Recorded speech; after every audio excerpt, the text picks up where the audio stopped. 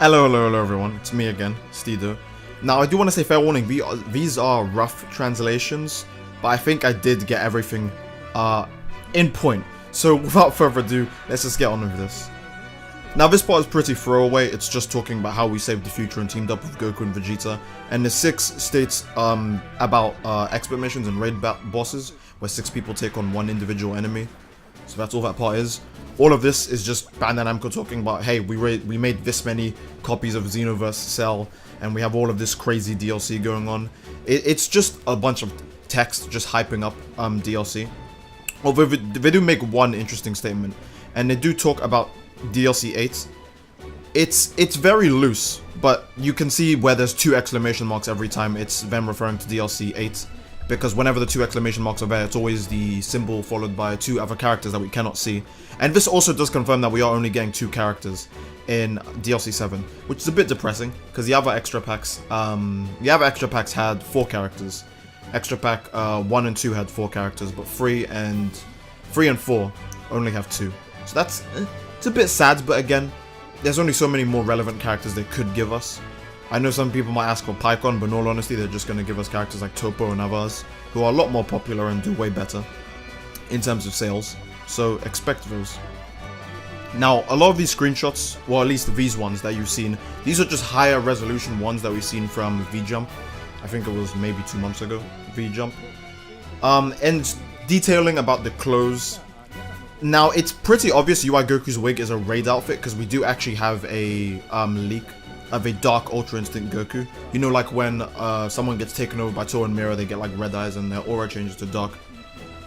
So it's pretty obvious that UI Goku will most definitely be a raid boss. I don't think it's something you'd unlock in a parallel quest.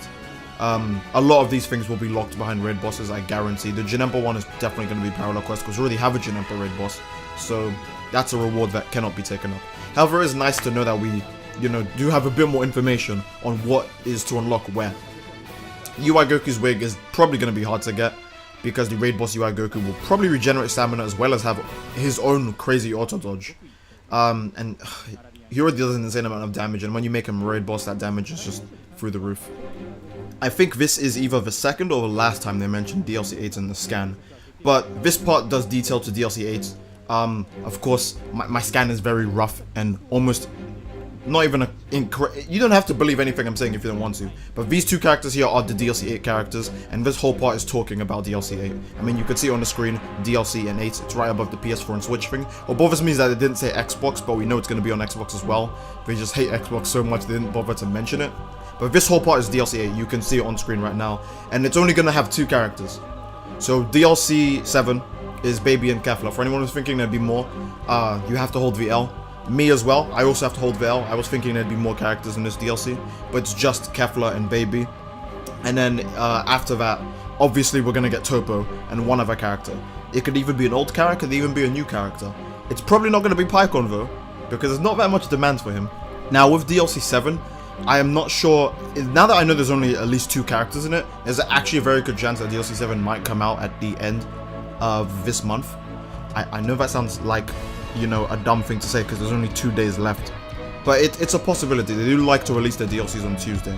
And with DLC 8, they have stated, in this exact same scan, it's either this image or one that comes up sooner or later, that DLC 7 is a winter release. Not DLC 7. DLC 8 is winter release. So, not too far away, actually. Some people might say, oh, it's a bit of a, it's a bit of a journey from now. It's really not too far. It's better than having no DLC and wondering if more will come out. In my opinion, it's quite a short distance from where we are now, so I can gladly wait till winter. Now, this part is probably the meatiest part, or at least in my opinion, the best part. Just for me, at least. Might not be for some others, but I find this to be the best part. This is the Summer Free Content Pack. That's what they're calling this pack. Which, what they mean by that is all of this stuff here is free. And the stuff that we will get is the ability to select other avatars while playing as a current avatar. Now, what they specifically put down is select other slots for avatars. So, I'll probably put it on screen now how it looks. But basically, when you start up Xenoverse 2 and you go in the character selection screen, all you see is your CAC, and then Trunks and Goku are right next to you. I'm assuming they will expand that, so it features all 8 of your characters, if you have 8. Less if you have less characters there. You can pick any character from where you are. I'm assuming that's what it means by that. So this will allow you to bring characters that you have made into parallel quests, maybe even expert missions too, which would be really beneficial in case if you don't want to go with some teammates or you don't want to be a complete lone wolf. But this is a cool thing because I do feel like it's an easier way to jump onto other characters while maybe you're playing online or something. So that's pretty amazing. To be fair, a lot of this stuff now is just Hero Colosseum stuff. Again, rough translation, so it won't be too clear. But they have costume accessory figure times 40, which is the times 40 you see there.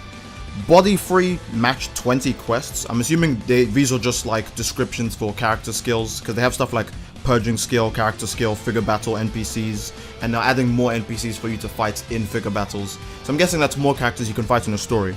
And I'd say the biggest one here, which is the one you see at the bottom, which says 100, is that they are actually changing 100 super attacks and ultimate attacks. They are changing 100 moves in Xenoverse 2. Thank you! That's all I can say, thank you. Now, there's no guarantee that it will do everything we want it to do, but when they're changing 100 moves, they are definitely going to tackle the ones that we've been asking for the most. Biggest example is Nerf Aura Slide. Buff other moves like Time Skip Molotov. Buff Kamehameha. They gave the base Kamehameha to so many characters, but the move is so bad, so buffing that would be great. There's so many things that can nerf and buff, and the fact that they're doing 100 moves means we will actually see a ton of new moves come in and out of Xenoverse 2. Honestly, if some moves have to come out, I don't mind, because if those moves come out, you kind of know which ones they were. They were the ones that no one... Those were the ones that were broken as hell and no one enjoyed dealing with online. But this is actually what I'm hyped for more than anything else. The fact that they're changing over 100 moves. How many new moves will we actually see people use online? Maybe they'll buff Jumping Energy Wave, maybe Menacing Flare, Dimension Hole. Dimension Hole would be the perfect counter to key cancels and key stuns, but it's just too slow. So let's see what these buffs and nerfs do, because I'm genuinely excited for this. I hope it really, they actually do tackle these moves seriously. I do expect moves like Aura Slide and Fake Death to be nerfed to the ground, because people have attacked Bandai Namco and stuff like that, so they will take down those ones the most. If they don't buff some moves to a certain extent, I don't mind too much, so long as the really, really broken ones go a lot, they go further down. So that way at least creates, invokes a bit more creativity in people online. Now, what gets me, what I think is the best part about these, 100 changes they're adding to Xenoverse, is that when Hirano was talking before, I'm sure all of you remember that, the special announcement, everyone made the video on it. When Hirano was talking before, it seems he was very, very genuine. He was completely genuine with how much they were going to change Xenoverse 2. And you could see the same thing happening in Fighters, because Fighters also has a massive change coming for almost all of its characters, I think, which is absolutely crazy. I mean, I don't expect, obviously, this 100 move change balance to work perfectly, because they could still leave unvanishable stamina breaks in the game and stuff like that. And that's fine, every game has its flaws. You could say Xenoverse is broken, but at least it's trying to fix itself. Cell is still the strongest character in Fighters. I don't think that's changed since launch. Someone can correct me in the comments whether he's been buffed or nerfed yet, because I still see him everywhere. I was watching the tournament that led up to this part of the stream, and all I saw was Cell destroying people.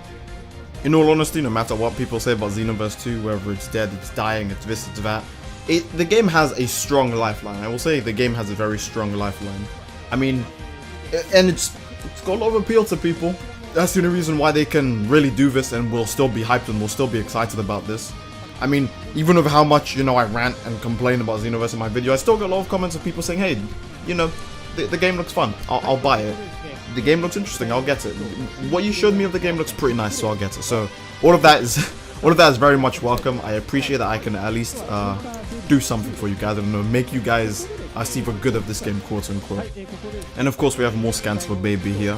Now, I did already upload a video on gameplay for Baby, so if you haven't seen it, it's literally my last video, you can just check it.